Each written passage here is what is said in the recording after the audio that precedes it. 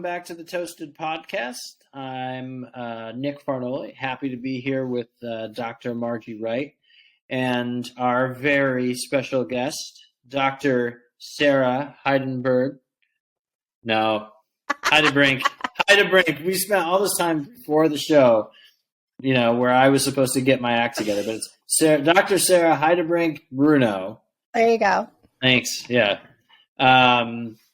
Is here to talk with us today, and so very thankful. Although it was interesting because we had another guest who was also going to join us today, and I'm just realizing this now, but I'm starting to get my my daily complex about how everyone we talk to is a freaking doctor, except for me. Like I'm the least educated person that we talk to. Stop. So what is that? It's your complex. It's you identify. That is a complex. Yeah, really. You just happen to work in academia, and we are a very small subsection of the entire population. We are, and that's true. But so I feel like I am surrounded by lots of them. It just says you keep good company. You have good taste in friends. So there.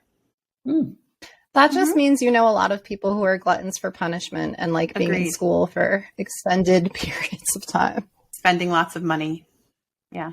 Well, Sarah, we are so happy to have you here today. So thank you. Thank you for being here today. I'll move us along. You're very welcome. So we are very grateful to have you here. And I'm very excited to get to know you. This is my first time meeting Sarah. So I think one of the special parts about this podcast is the connection.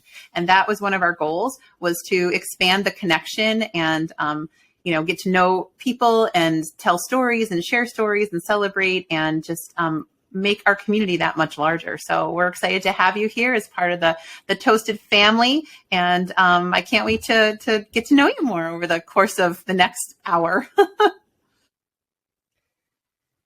Well, this is probably not a conversation I would normally have the first time I met someone. So this is going to be very interesting for me as well. We're already tight. It's all good. Well, I'll offer a little bit of context here because, and then Sarah, I'll let you kind of, dive into however you want to approach this. But we were actually out walking in between. Sarah and I teach together at Finger Lakes Community College. So that's how I met Sarah. And we were out. I think actually, if we're being completely honest about it, we were avoiding work and we took a walk to explore this new building that we both work in, and we were wandering the hallways and talking about life and work and things like that. And I mentioned that I was doing this podcast, and so Sarah started listening to the podcast, and at one point texted and was like, "I'd like to come on the show." Did I get this? Am I getting this right so far? Yeah. I don't even remember when that was, but I feel like all friendships are a combination of like one extrovert and one introvert. So I think the extrovert, we can safely say in this relationship, adopted Nick and then just inserted myself into his life. So I was like, that's awesome. Hey, you have a podcast. I have something that I think might resonate with some listeners. Can I come on at some point and talk about it? And we're grateful for that. And it's weird for me and it's weird to say, it was weird for me to say, and this will make more sense in a second, but it was weird for me to say like, well, I think that's a really good idea because it's something that I will never actually understand, but I have witnessed and have like spent, some time as the father of 3 boys. Like I've some experience with it, but it's just like an interesting thing because it's a failure that I actually like biologically, I think, can't ever experience. So to me, it's kind of an interesting topic. So with that, Sarah, I'll kind of like turn it over to you. You can kind of enter this conversation. So much mystery. Yeah. Yes. So to give a little more context, I was volunteering basically to talk about my experiences with parenthood. So my son is 5.5 now. So I'm thinking back to when I was a new parent of a newborn and going through postpartum depression and postpartum anxiety. So that is why I think Nick was like, yeah, that sounds great. And I was like, well, it's not great, but it is something that is worth discussing. if you had asked me 5.5 years ago, do you think you're going to talk about this one day in public? I would have been like, hell no, I'm never going to talk about this, because I have grown and evolved a lot since then. And I think having had another version basically of this conversation with friends and posting things on Facebook, which is a semi-public space, a lot of people have kind of approached me privately and said, like, I'm so glad that you said something about that, because I was going through that and I never said anything when it was happening. And it's just kind of like there's this private shame and stigma that goes with postpartum depression and postpartum anxiety. So I should, I suppose, give a content warning to any listeners that it can be a really emotionally heavy topic. And obviously my experience is not necessarily representative of how everyone experiences those two particular, I don't even really want to say diseases, but conditions. No. So I'll kind of put that disclaimer out there. I can only talk about what I have gone through. Well, and I think that you hit on something really important. Any of us can only talk about what we've been through. And that was the point of the podcast, really, was when Nick and I were talking, saying, like, why is this such a solo thing? Why is to be so isolated and feel so alone? And, and that's exactly what we want to do is to help people by sharing our stories that are really hard to share, and say that you're not alone in this. And the fact that something resonated with you in the podcast just means that it's a universal truth that we can relate to, that sense of failure, that sense of shame. I love how Steve had put it, was that perceived failure, because really that's what it is. It's a perception. And, but I'm so grateful that you're willing to share this very intimate story with us. So thank you for that. I'm actually really glad that you mentioned Steve, because that was not that I don't know him, but after I listened to that podcast, I told Nick I was driving home to see my parents in Pennsylvania, which is about a 3-hour drive. And I had just loaded up like a bunch of Toasted to get me through that drive. Aww, and that was one of the first ones I was listening to. And I'm just like sitting there in the car, driving across the Pennsylvania border, like weeping. And I'm like, this is so real. Not that, like my story isn't exactly like his, but there are some parallels, especially that concept of perceived failure. And at some point your perception becomes your reality, right? Like, what is reality beyond perception? So that one was really powerful for me. So if he's listening to this, I just wanted to say thank you to him for sharing that, because that made me feel better. I was like, I don't even know if this is relevant. I don't know if this is something you think I should talk about on your podcast. But Nick was pretty supportive and I trust him. So I was like, okay, yes, I will come talk about this, even though if you had asked me 5.5 years ago, I never would have imagined myself having this conversation now. So I'm really glad that I'm in a headspace where I can do that. We are too. And believe me, I think that that's something that, a few years ago, if you would have asked me to talk about my divorce, or if you would have asked me to talk about a number of things, I would have been not in that space. And that is the other part of this message. That's the idea of that rising through. It's not, you come through different stages of things, and it makes you, more equipped, I guess, is the only word I can think of, to then handle the next phase of the things that are coming, because they're always coming. But yeah, so thank you for that, for all of that introduction. And Steve is listening. He's a super fan, so he never misses an episode. So I'm sure he'll be very appreciative. I also think, I just want to say one thing before we sort of launch into this, is that, where would one have this? Amongst friends, I guess you could find that sort of community to have this conversation. But it's sort of interesting to me that, like, conversations like this used to belong to celebrities. Where like you'd have this conversation like on a morning show or whatever, and there's something, there's some value to that too, like listening to somebody who you have really look up to or whatever. But like, one of the things that we were talking about the podcast originally was like, let's do something that's much more down to earth, and like normal people have plenty to talk about and have experienced so many things that they just never have a venue for. So I think that's a lot of kind of what this podcast is about. So we are really excited to have you, and we will stop talking and let you talk now. Okay. All right. So if my cat jumps in, I apologize. She's around here lurking somewhere, and she might come into the frame at some moment. Okay. So I guess I'll start with some personal history, because perhaps that is helpful to know in this larger conversation. So my son was born in May of 2017. So I got pregnant towards the end of 2016. At the time, I was just starting my PhD program. So I was teaching, I was a student. My partner and I knew we wanted to have a family. I thought for various medical reasons that it would take a lot longer than it did. And then all of a sudden I was pregnant and I was like, okay, great. Like it worked. Let's take this on and let's see what happens. And I knew at that point, like just because of, again, like my own medical history, I knew that I was prone to depression. I knew that I was prone to anxiety. I had known that about myself since I was like 16 years old. So I was trying to be as proactive as you can be as a first-time parent, not really knowing what to expect. So I went to therapy and I read all of these books and all of these articles and I joined all of these Facebook groups and I felt like, okay, I talked to people in my family about their experiences with motherhood. And I felt, I guess, as a first-time parent, about as prepared as I could be. What I did not anticipate was that it was just a really hard pregnancy for a number of reasons. I won't get into all the details now, but it was really hard. And towards the end, so his due date would have been May 12th. He would have been like fully cooked at that point, fully marinated. So I went into the doctor for that visit, and I felt fine. I was like, other than the regular things that had always been wrong during the entire pregnancy, I certainly was not in labor at that point.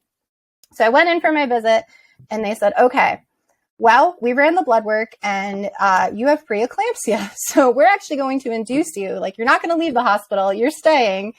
And they give you, I don't know, again, for those of you who are parents who have been through this, like they give you drugs to basically medically induce the pregnancy. And you kind of just wait for things to happen. So I was like, all right, well, so I'm not going home. I didn't even have a bag packed. I sent my partner home to get the stuff that I thought I would need. And I just kind of sat there and waited for nature to take over. So that was already, it wasn't the way I would have preferred to start this whole process, but, there's Francine. It is what it is.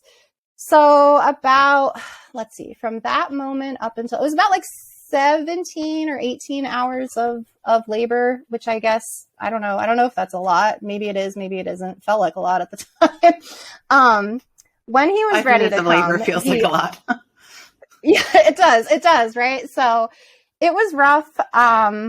Yeah, a lot of things happened. It was, I don't know, in the aftermath, when I finally processed everything, I was like, that was a really traumatic birth process. And you don't really think about that in the moment because you're just kind of trying to get through the moment. And you're so focused on, I just my goal right now is to deliver a healthy baby. So whatever happens to me, it is what it is. But this baby is going to come and he's coming right now.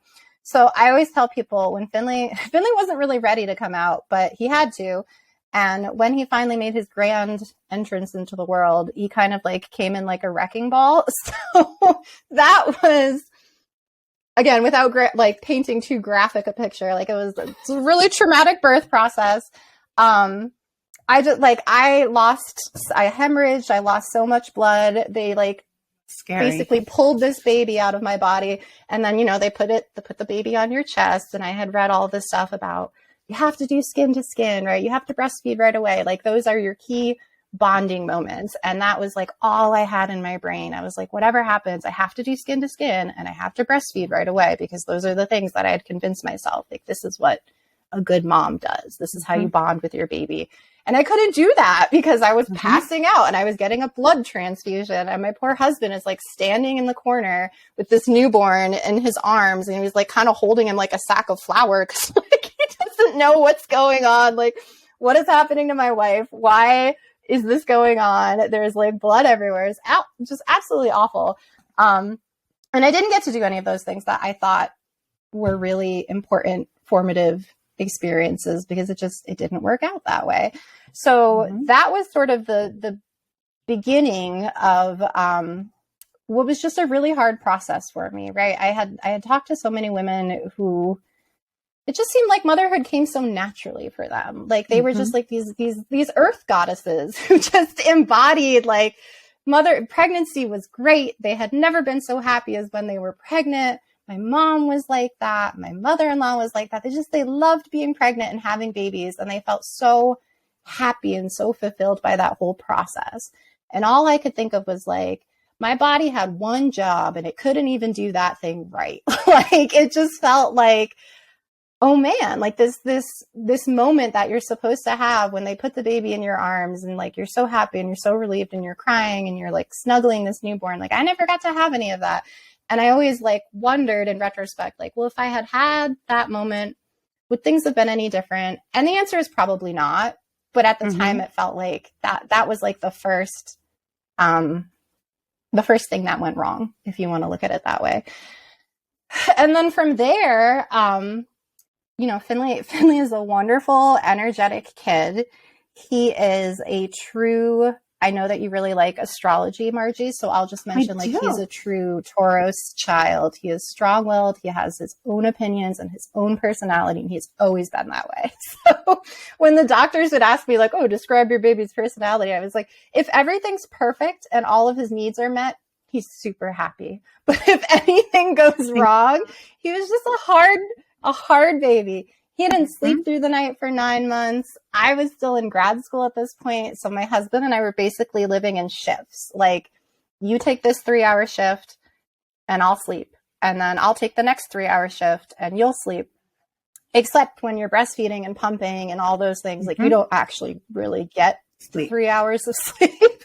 So I had the shift that was from like 9 to midnight or something like that. I don't even remember now, but I had sort of one of the late night shifts when Finley was very awake, and we would just sort of drive around Bethlehem, and I'd be like, well, this makes him happy. And like, it keeps him quiet and it keeps me sane. So I would just like drive around at all hours of the night, kind of like waiting for something to click. And it was so weird because it was kind of like, I wanted to do well. I wanted it to make sense to me. I wanted to have all of those feelings that people describe that they told me I should have.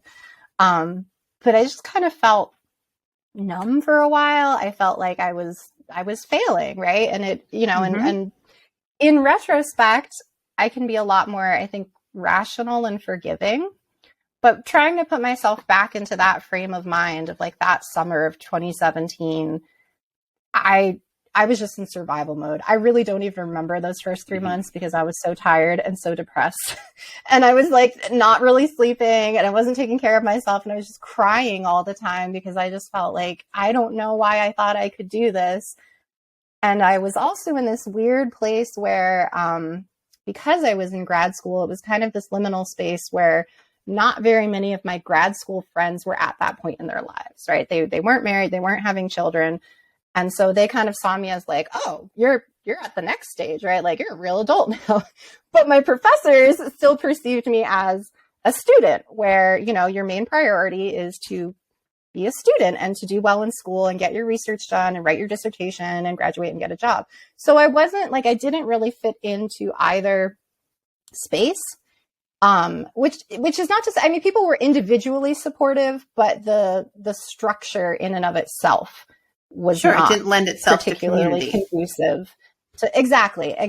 And so I didn't really have a lot of spaces where beyond my immediate family and my closest friends where I could talk about what was happening. And I also just felt like I was kind of worried to talk about what was happening. I didn't really know how people would react. I already felt ashamed. I already felt like, well, something's wrong with me, right? Like something at a biological level has gone wrong. Right. That Hallmark commercial is not where I'm feeling. Right, I'm not feeling the Hallmark commercial. Exactly. I'm not glowing. I'm not, you know, and you had the pressure of the PhD program as well, which is two completely different entities.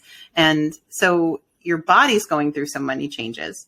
And you're trying to make sense of this. There is not the sense of community to be able to have a safe space to share where this journey is.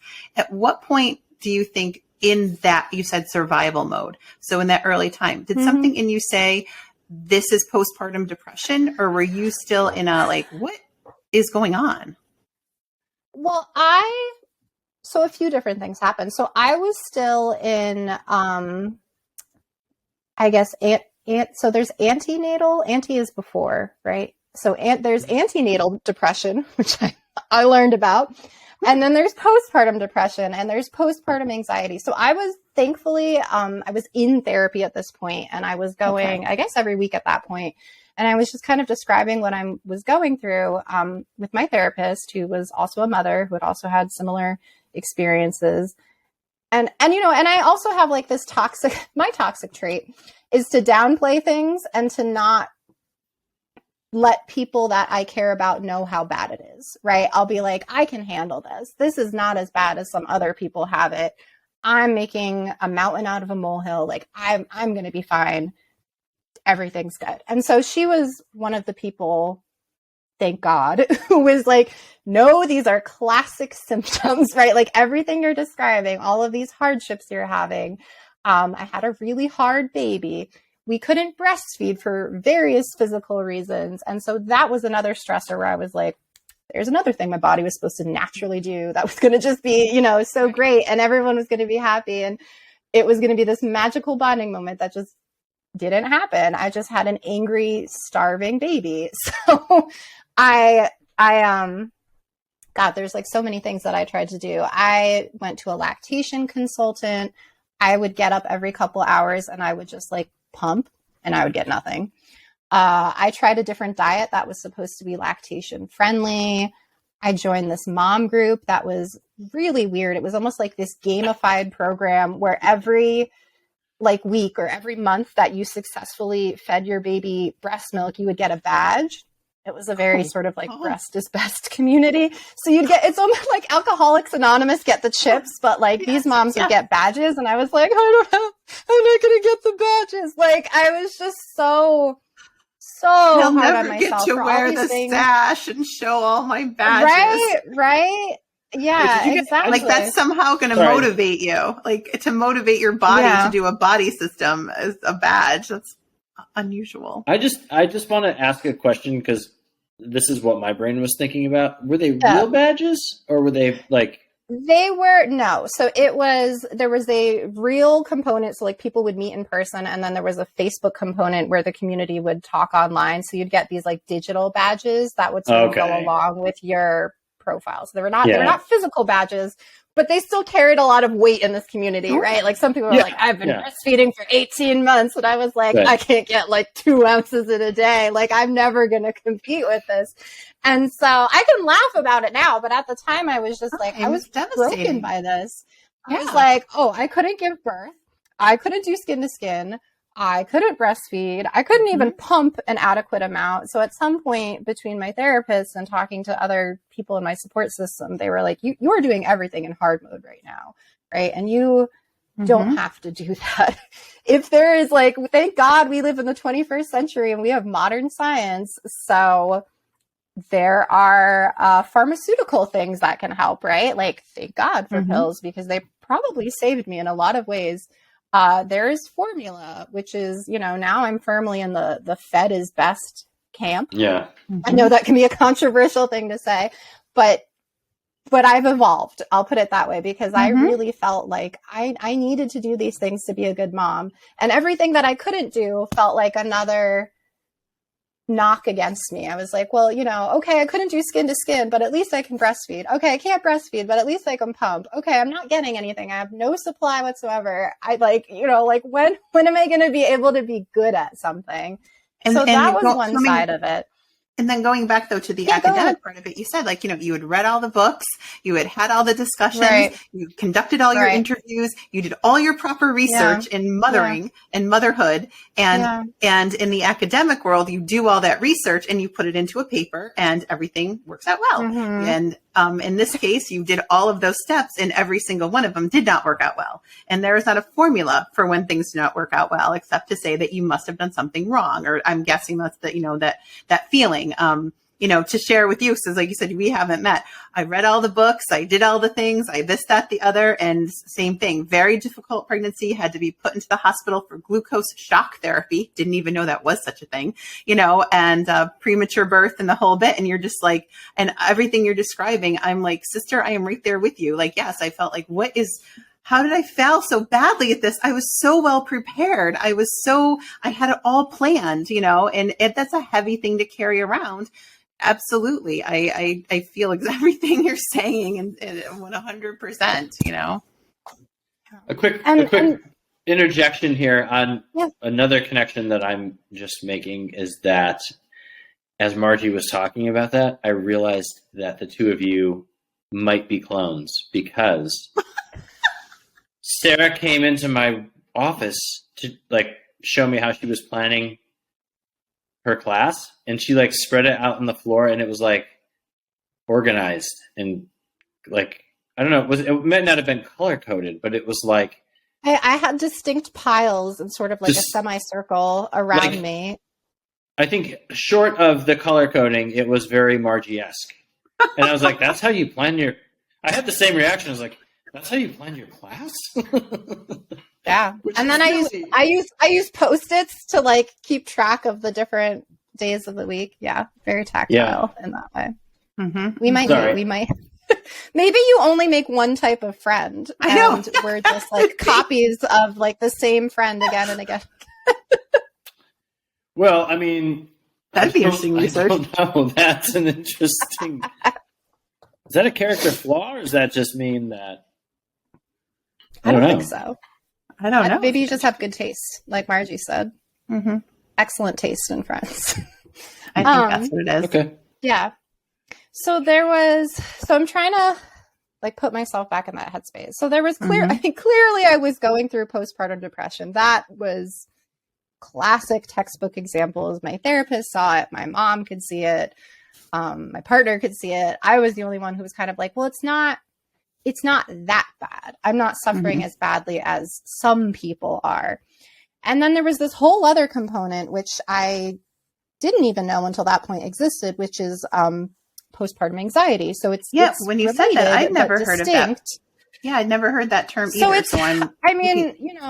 Again, probably a relatively new term in the history of how women's bodies have been treated, right? Back in the day, they would have just been hysteria, give her some shock treatment, send her to the seaside and she'll be fine.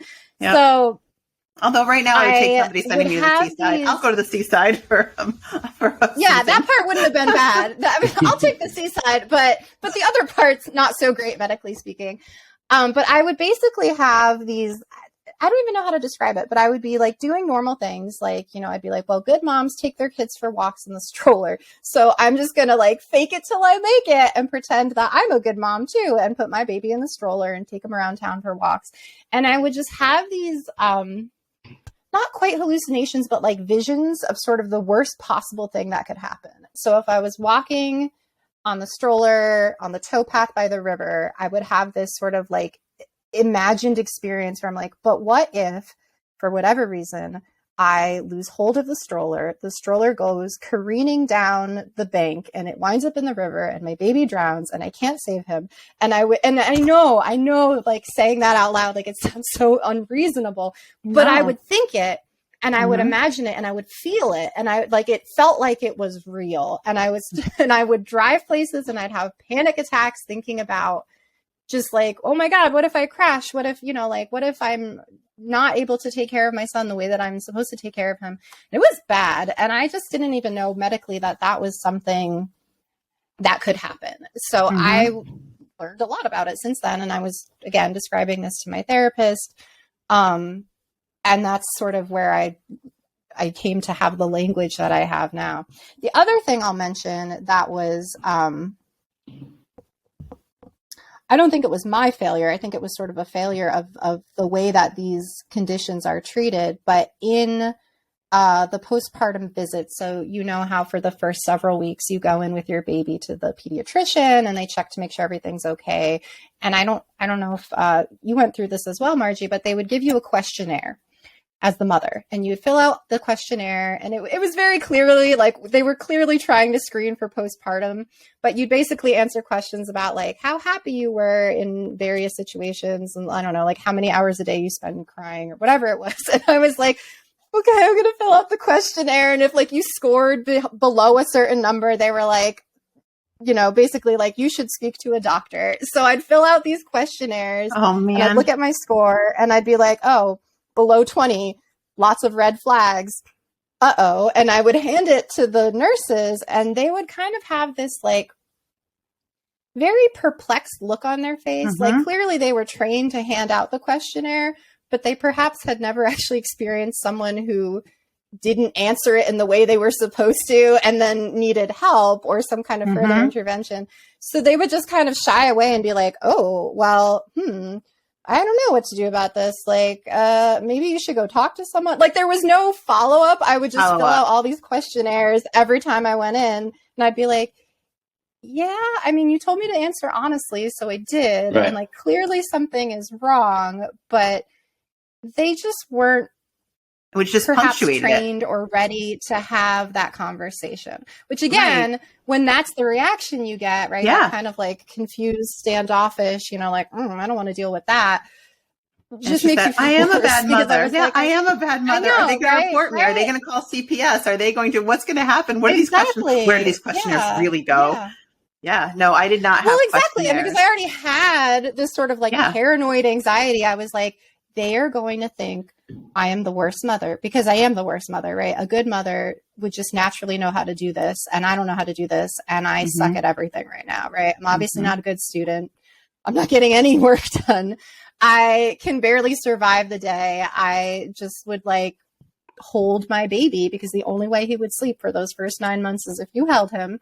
And I would just like cry quietly enough to not wake him up. And that was like my survival strategy. So it was awful. And it took me really like going to therapy, taking care of myself better physically, getting the medicine that I clearly needed, getting help with my son, getting formula. Like it wasn't really just one thing. It was sort of a multitude of things that at some point, I guess you feel, I don't know if it's ever really going to feel like it's totally gone away because in some ways, like I still feel like I was robbed. And I know that sounds weird, but I don't know if I'll ever get over that. I totally understand what you're saying. 100% understand what you're saying. So my son was in the NICU for the first 21 days of his life.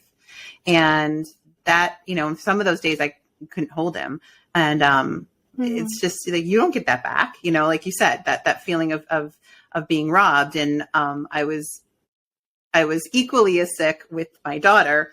And so after school, my father-in-law would come down and, put my son in the stroller, or I had, hired babysitter or whatever. My babysitter's daughter would come and, watch like a mother's helper as I was, like laying on the floor, throwing up repeatedly, unable to care for myself, let alone my, 1.5-year-old, and feeling horrible. Like not only was I the worst mother for him when he was born, but now I made a choice and I've now impacted his life even more adversely. Now, meanwhile, he was having a little party. He was having a grand old time, but I felt very robbed of that time period of his life. And so I know what you mean. And you feel like I'm not grateful. If I tell anybody, if I'm complaining, at least that's how I felt. Like then, I should be so grateful I'm a mom. Some people want that so badly in their life and they're not able to have that. Like how dare I complain about this, and now like I'm not taking care of this one. I'm so sick. So this is going to happen again to this one, and I had asked all the questions of the doctor. What are the chances? Like, well, we really can't figure out, like the first time. So second time, it'll be fine. No. And so you're like you said, you can't stop it midway and reassess and let's reset. Let's try this again. Come on, hormones. Let's get into, nice working order and then we'll do this again. And it's just like, that's not how body chemistry happens to work. So I know what you mean. That feeling of being robbed is a very, for me, I can relate completely. That's how I've described it before. Yeah. Well, I appreciate you saying that. And I think that is why I kind of like sprang this on Nick. I was like, I I feel like now that I am a little bit past that part of my life and I can kind of like reflect back and think about sort of all the steps I took between then and now and how I feel about myself as a parent now, like it's something we should talk about, right? And I wish so badly that I had someone in my life that had gone through that who could just take me aside and be like, I know this feels horrible. I know you think you've done something wrong. I know you think there's something fundamentally wrong with you, but that's not true, right? Like that is just your brain lying to you. And it's going to be okay. And you're going to get through this and you're going to figure out better coping mechanisms in the future. Now, like, that's not to say, because Nick asked me, he's like, you know, part of what you do is you talk about the failure and sort of like how you rose through or you work through it. And I was like, I don't know if I don't have any perfect answers. In some ways, like some of those feelings will always be with me, right? I still feel like I struggle as a parent. I still have days where, exactly like you said, Margie, I'm like, I should just feel happier and more grateful. And I should just like get over whatever these other feelings are, because so many people want what I have. And I should just be happy that I have it and, you know, like content with sort of like my lot in life. And that should be enough for me. Like I should just be happy all the time because I have a happy, healthy son, and that like should fulfill me. And I just was never really able to get there. Like motherhood is important to me. I love my son. I would do anything for him, but it was never sort of the single defining part of my personality, the way that it is for some women I know, right? Like that is their, I forget how my friend framed it, but it was basically like your primary function, right? Like your primary identity is motherhood. And for some people that is it. And that's wonderful for them. But that just was never true for me. And maybe some of that is because of all these other things that I was trying to become and that I was trying to do when I became a parent. So it feels like it's one part of the picture, but it was never the primary part of the picture. And I think I've just had to accept that about myself, right? And sometimes I'm fine with that. Sometimes I actually feel really empowered where I'm like, I've done this thing and I've done this thing and I have this part of myself and all of those things work together. And sometimes I'm just like, wow, I wonder what it would feel like to be like my mom. Because she always told me when she was little, the number one thing that she would dream about and that she couldn't wait to do when she grew up is like, I just really wanted to be a mom. And I loved being a mom, and being a grandma is great too, right? Like she just loves that part of her life so much. And I always admired that, but I never felt like I could live up to it. And at a certain point, I just had to accept that wasn't how I was made. And so I don't know, maybe people are listening who have gone through something similar. Yeah, absolutely. Yeah. So if we were to take that, like unpack that with your grandmother, she loved being a mom, or your mom rather, loved being a mom. She loves being a grandma.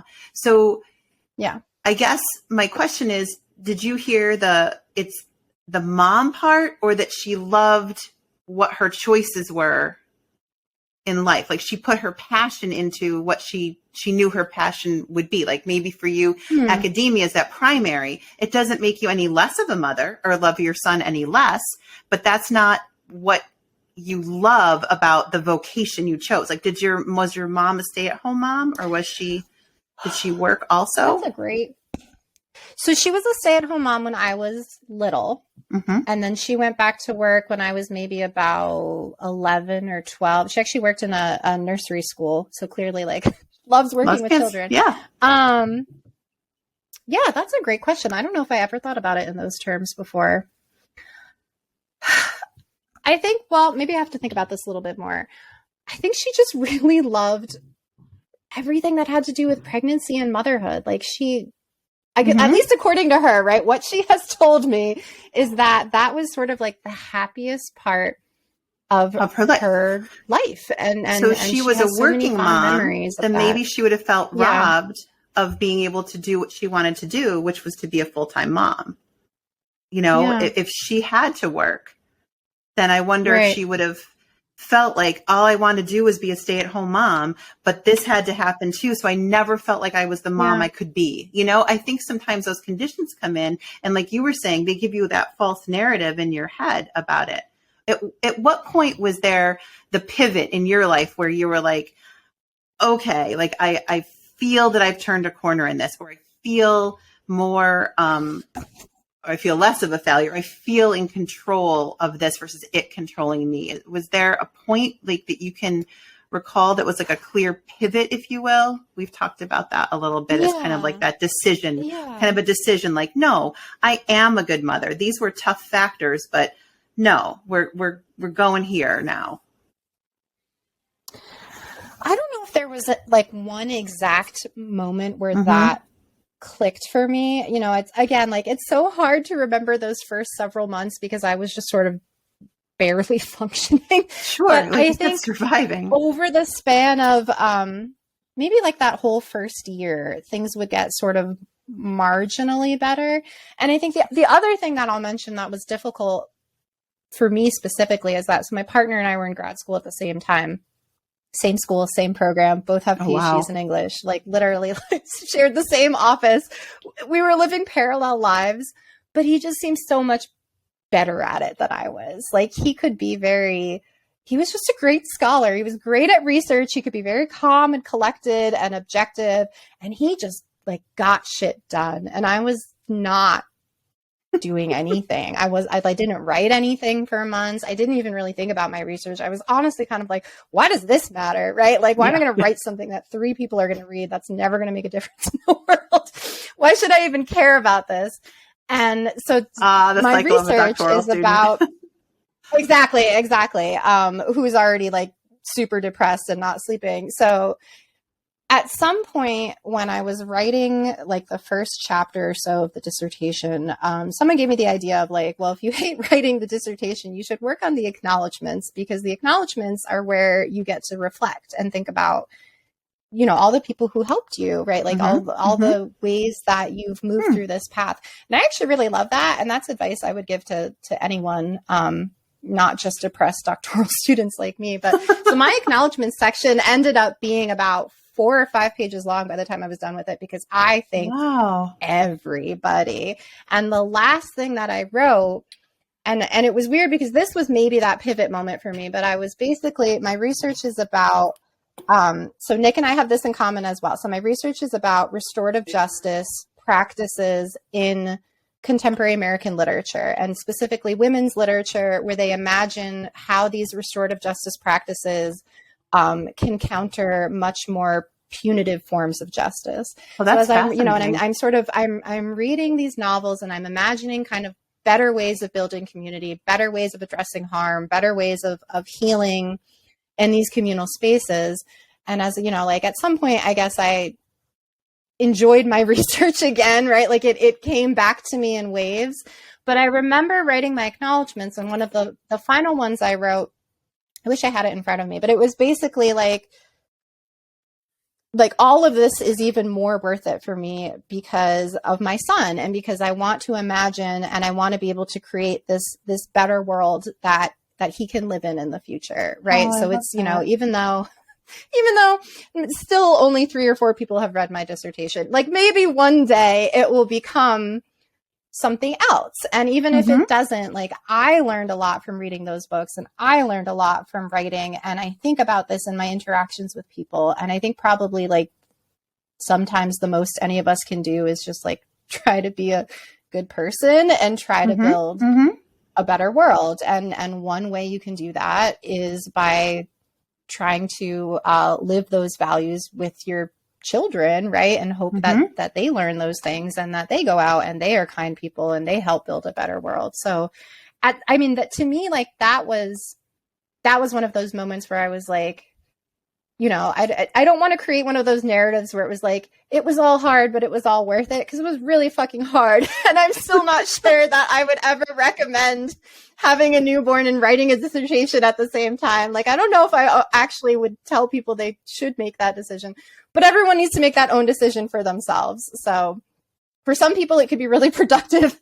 For me, it was just really hard. And I think when I was writing those acknowledgements, it just helped me feel like there have been people out there who have cared for me and have guided me and have kind of shown me what I wanted to do and what I wanted to be. And this, you know, when he was born, I was between the proposal and writing the actual first chapter. So he has been with me the entire time, right? He was in utero when I was going through the proposal, and then he was born. And in the 5 years that he's been, you know, here with us since then, that was when I was writing the entire dissertation. So like in some ways that's my other baby.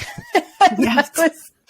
It was hard. It was so hard to do both of those things at the same time. But I was like, well, I want this work to mean something. I want it to make ideally some kind of difference in the world. And I feel like part of what I learned was just about trying to be a better person and trying to build better communities, and like writing that acknowledgement section actually really helped me think about that. Have you ever thought about if someone were to take everything you've said, here's your choice, Sarah. We're going to you're going to have a really hard pregnancy and delivery and really tough shit to go through afterward. And you're going to be doing major research with concrete deadlines that you can't miss in order to do this. Sign here in the dotted line, right? Like you'd be like, no, what is behind door number 2? So, but you didn't have that choice. You were just living it. Now to look back and say, I did that. Like I never would have chosen those set of circumstances, but those set of circumstances were handed to me and I did it. Like, do you ever look at it and go like, you did that? Like that's rising through. Sometimes. Yeah. I mean, when I'm feeling like my badass self, I'm like, I did do that. Like that did matter. And that was hard. And like, I guess one thing that I learned from sort of like coming out with this story afterwards, once I was starting to feel better and once I was starting to feel like I could talk about it, was just so many other women in my life who would sort of like privately message me on Facebook or text me or kind of like, you know, like come over here. I want to talk to you about something. And it's always like in whispers or in private spaces. And they'd be like, I'm so glad that you said something about that because I went through something similar and I didn't know what to call it and I didn't know what to say about it. And I really didn't want to tell people. And we have 100 ways to downplay it, right? Like we're like, everyone gets the baby blues and you just need to kind of like get over it. And there's another person, a more important person in your life now. So I think, yeah, obviously I wouldn't have chosen that for myself, but in retrospect, it happened and it defined me in a lot of ways. And it defined kind of how I think about these narratives, of motherhood in particular, but of, you know, sacrificial parenthood. And the fact that we live at this moment in society where things do, you know, like we don't necessarily have communal spaces, right? Like we're not necessarily, some of us are, but I at the time was not living in like an extended family union. My family was, you know, hundreds of miles away. My friends were tired, poor grad students, right? Like my professors, their children were my age, right? So like that, like everyone was at a different point in their lives or really like too far away to physically be there for me. And I was glad that at least when I started talking about it and sharing what had happened to me, people felt comfortable to come to me and say like, I went through this and I didn't really know what to call it. And, you know, like I probably should have gone to therapy, but I didn't. So I'm glad that you said something because it just makes you feel not so alone. And it makes you feel like, oh, huge. You know, it's like huge. That's big. That's big because you know, like I was kind of thinking about this as I was preparing on short notice for tonight. And I was like, I don't know. I don't have any like words of wisdom that I can leave people with other than just like you've said the words of wisdom. I mean, that's just the thing. Well, it's thank you. This is the story. This is the reality. I did these things, these hard things. Yeah. When did you feel like you could start sharing? How did you start sharing? I think it was about a year after I started. So I take sertraline, which is like a generic version of Zoloft. And it was about a year after that when, and for anyone who takes like antidepressants or anti-anxiety, you know that like it doesn't always click right away. Sometimes you have to try different prescriptions, different doses, you know, like it has to kind of build up in your system.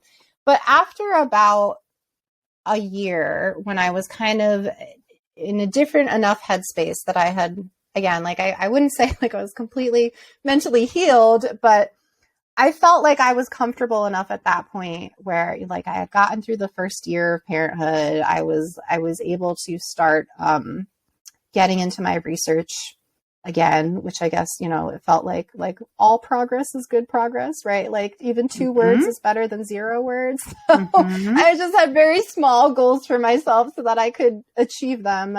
But it took about a year where I could finally start talking about it and writing about it and sharing about it in those like semi-public spaces. And I will also add, because this is something that I've obviously thought about a lot, like postpartum depression doesn't have there's not a deadline, right? Like you could experience this for years afterwards. And, you know, every pregnancy is different. So again, going back to what you said, Margie, like it could happen multiple times with multiple babies, and it could also not. And so it's so hard to know and so hard to predict that in advance. So just based off everything that happened to me, like personally, I was like, I'm not going to have any more babies. I don't think I could survive what I went through again. And so I always say Finley's like having 10 children because he has the energy of 10 children. So I've got my one and done, and I'm happy with that. But it was just one of those things where I was like, I don't know if I could ever go through that again. And maybe I'm just scared. I think it's kind of justified given what I've gone through, but I've thought about this a lot. I've talked with other women, again, often in private spaces, about what they went through and how, you know, like whether or not you have a support system or even one person you can talk to makes such a big difference, because you already feel like the worst mother in the world. So to get those messages from society that just sort of reifies the idea of like, you have failed on every metric, right? Like every measurable thing that they test for, you didn't do that and you couldn't do that. And nothing that you had tried was working. And so I had to kind of like reassess. You don't get a redo, right? Like those months are gone. Those years are gone. No dress rehearsal. The things that I don't remember. Yeah. They're like, just like, I feel like I lost time and I'm never going to get that time back. And I've had to accept that and just kind of, you know, like enjoy the time that we have now. And I am at a point where I'm like, I think I'm a pretty good parent. I try really hard. And I'm probably never going to be perfect, but I do try really hard. There's no such thing as a perfect parent. There's no such thing. That's for sure.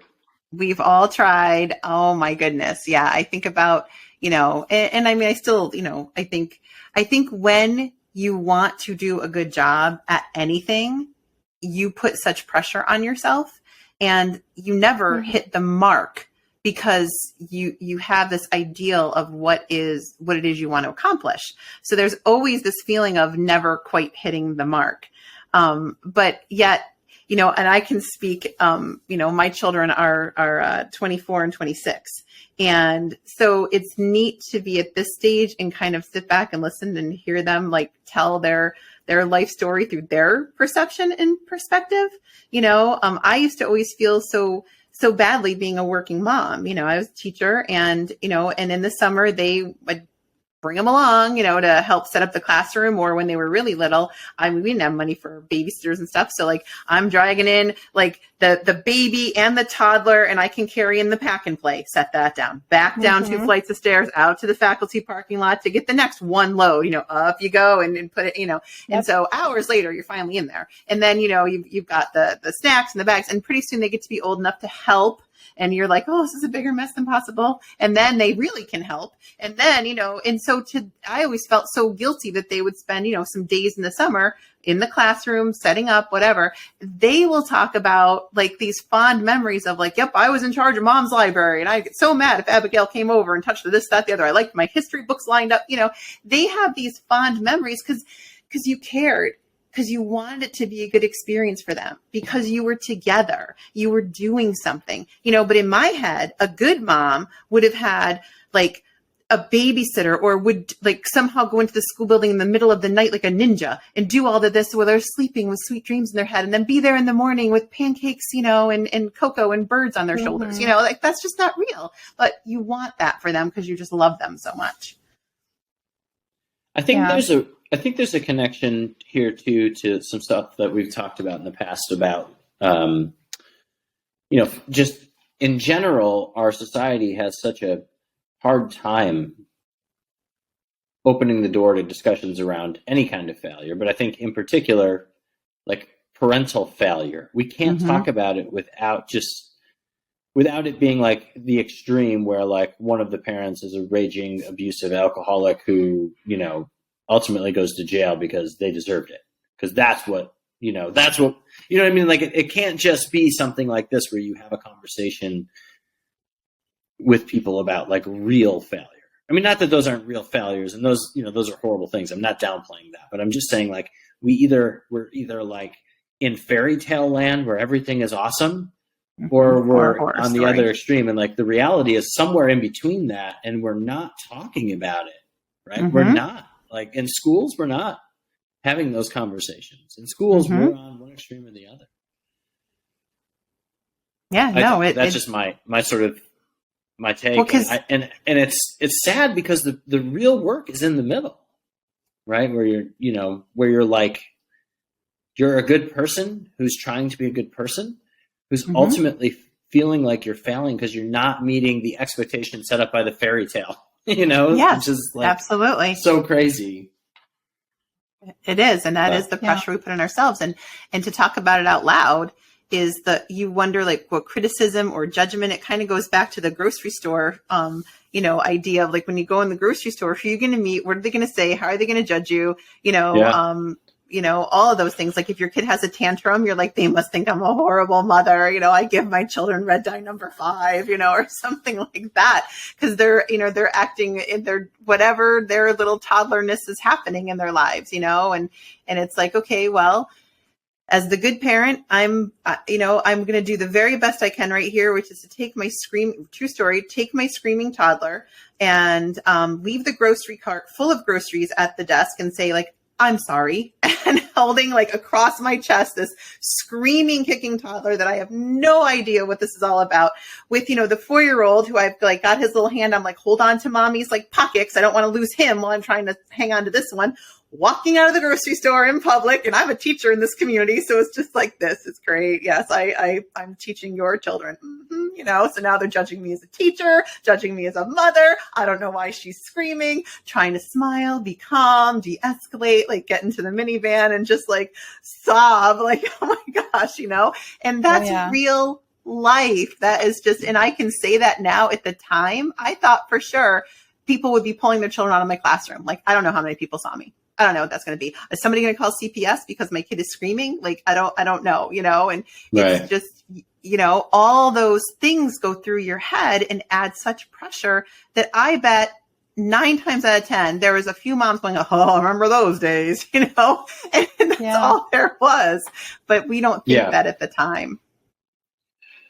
And I wish too that, I mean, this is sort of, again, like getting back to like my imagined vision for society. Like, I wish there were people who are willing in that moment to just be like, wow, that mom is having a really hard day. I'm going to see if I can like help in some way. And maybe they can't, right? Like maybe there's nothing that you can do in that moment that's actually going to calm your screaming child. Cause I myself have been in a similar situation where Finley was maybe about 2 or 3 and we went to Target together to do something, and he like latched onto the bottom of a cart like a gremlin, like literally climbed under it and then fused his body to the metal. And I was just like trying to like, oh my God. And also a teacher, also, in this like somewhat public profession. And I was like, oh my God. And I wish someone had just been like, wow, that looks really hard. Is there anything I can do to help with that? But that doesn't really happen. Or at least that hasn't happened to me. But maybe that's what we can do on the podcast, is say that.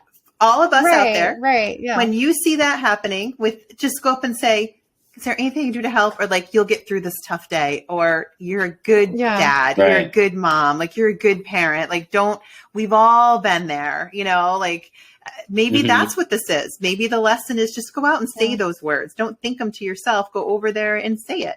And if you're thinking something judgy, then keep your mouth shut and keep walking. You know, I mean, that's I was going to add that. Yeah, so that is the number one thing. If you don't feel comfortable going and offering words of encouragement or help or whatever, then just like keep your damn mouth shut and keep walking. Because keep your judgy self. We don't need. We don't need There's that. There's no room here. We already feel stressed out, but add good to the world. Add good to the world. We're raising good people. We are good people. Raising good people. Raise the vibration. Yeah, for sure. Well, I'm watching time, and I want to be respectful, Sarah, of your time, and Margie of yours, and I know I've got some of my own kiddos upstairs who I should tend to before bedtime here, but I wanted to just kind of leave on maybe a note that is maybe just a thank you to you guys, because I'm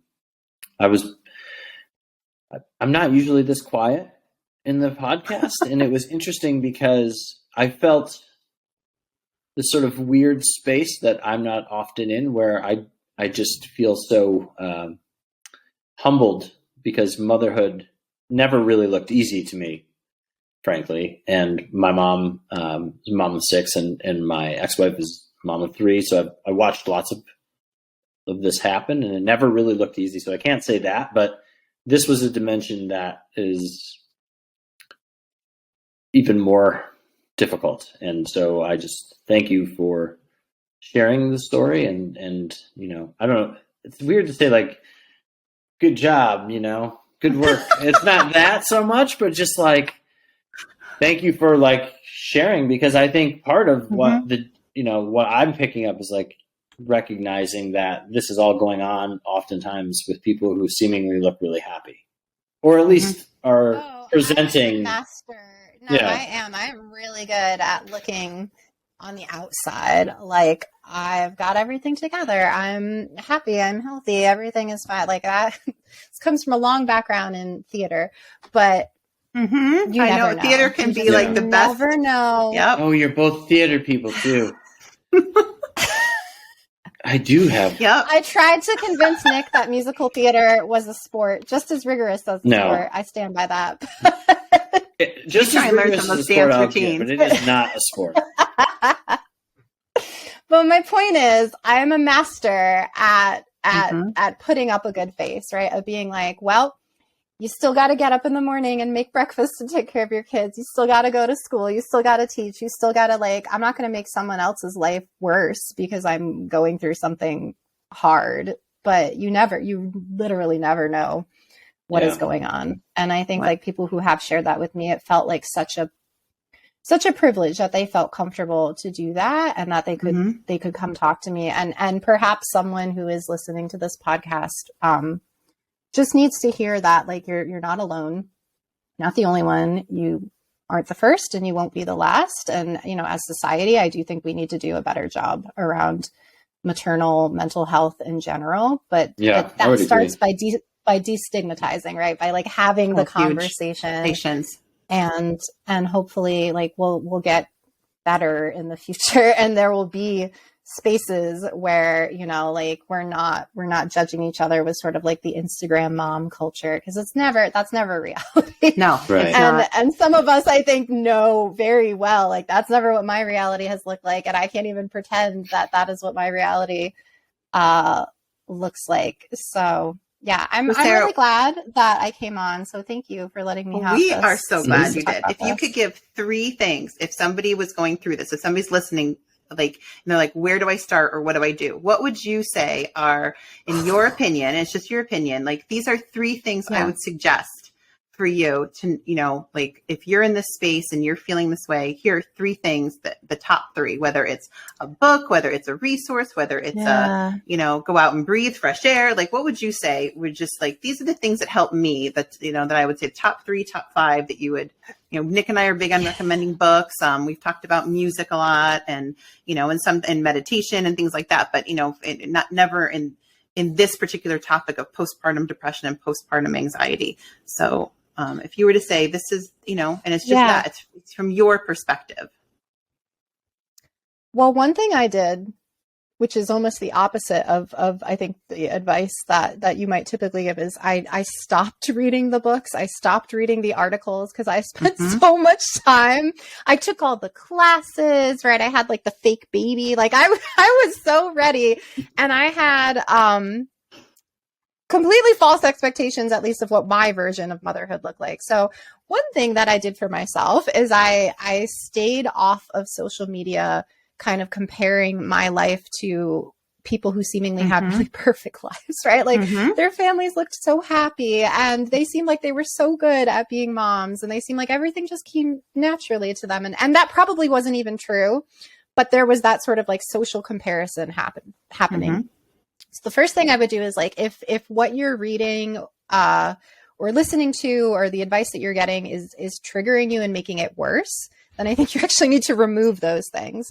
So maybe taking time away from social media and not comparing yourself to these false perceptions of reality, for me was really helpful. And I mean, the other thing, I'm a huge mental health and just sort of health overall advocate. So for me, therapy was really helpful. For other people that might look different. That might look like, a chaplain or a minister or someone you trust in your community or a loved one, like whatever that is. But I think finding at least one person and at least one space where the facade can come off and you can just say like, this is the real stuff, right? This is me raw. And it helps if it's not, I think, the person that you're sharing, if you're co-parenting, if you're sharing that journey with someone, I think it helps to have some perspective outside of that space. Cause I didn't even really talk about what my husband was going through as I was going through all these things and he's witnessing it. And he probably would have like his own thoughts to add to this conversation. But if you can kind of find a resource outside of your home, I think that's really helpful. And I think again, just like, it's hard to internalize the message, especially after you've already told yourself all of this really negative self-talk of like, I'm so bad at this. I didn't even know you could fail at being a mother because it seemed like it should just come naturally. But I felt like I had failed. So if you could kind of try to turn that narrative off, and try to have maybe like very small but achievable goals, right? Sometimes it would just be like, I'm going to take a shower today. Yep. That's the thing I'm going to accomplish. And even if I don't, it's okay. But if I do, I'll be really proud to just like take a 15-minute shower and just like take care of myself in some way. Cause it's hard to remember to do those things when you're in the thick of things. Well, we appreciate that. That's all I can think of for now. If I think of anything else, I'll add it.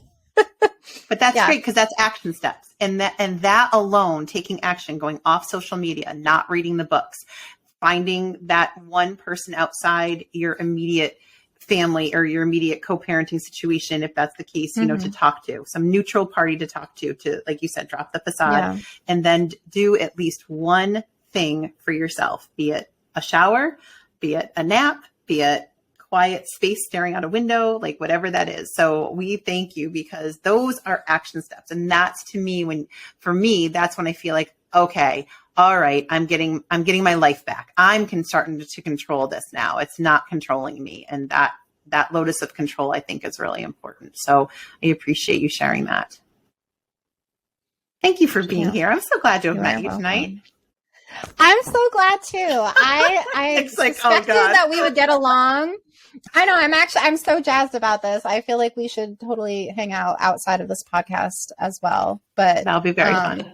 I've been fangirling over you. I was like, she reminds me of like the love child of Brené Brown and who's the other person I mentioned? Eve Ensler. Like if they had a baby and that baby was raised in Western New York, like I was like, I love her just based off of so sweet. I hope I didn't disappoint. So I'm so excited. Nick's like, get to know her. You won't feel that way. Aw, Nick, this is the quietest I've. I do not. I know. I'm not sure. This was a great idea. I might be. This is like the quietest I've ever heard you. I'm super impressed with your ability to actively listen and not cut people off. Thank you. Now, in my defense, sometimes my cutting people off is because of delays. So I try to edit those out, but it's not always possible. No, I think it's been great. And, I certainly have found this conversation to be eye-opening, humbling and eye-opening. So I don't know. Maybe I'm in a weird, I got to go reevaluate my life space. You know what's weird? I'll just say this, and this is I'm trying to end this episode is the story of my day, but it's kind of funny because in a hospital, so I have one child born in the hospital, 2 at home, but in the hospital there's so much focus on the baby and weirdly on the partner. Because I felt like they were pretty nice to me and they were, kind of shepherding me around. I'm doing nothing, literally doing nothing, except making stupid jokes. Because they're like, "All right, here's your baby. It's time to go home." I was like, "Can I just watch that Shaken Baby movie one more time?" And they're like, "What?" You're so bad. I was like, "I'm joking. I just want to get out of here," And so, but it was weird because I remember even then feeling like, "Why are you paying attention to me?" I don't even know why I know why I'm here, but it's not because I'm not doing anything. It was a weird feeling. Yeah, that would be. I know. I was sitting here wondering, I wonder what the dad perspective is on all of this, So maybe we'll get Adam on. I don't know. He may not. He may not want. I asked him. I don't know where he is now, but I don't know. This episode. He would have a very different perspective, I think, because it's hard in a different way, right? It's hard watching someone you love suffer because of literally something that is going on the inside of their body that they have no control over. Right. And he was also in grad school, and he also had this very difficult newborn. So this is a conversation for another day. But there is a lot of focus on the baby as there should be, right? Obviously you want to take care of the baby and make sure that they're safe and healthy. But as this body, and you do kind of just feel like a body in the room, and you're kind of just it's hoisted. Weird.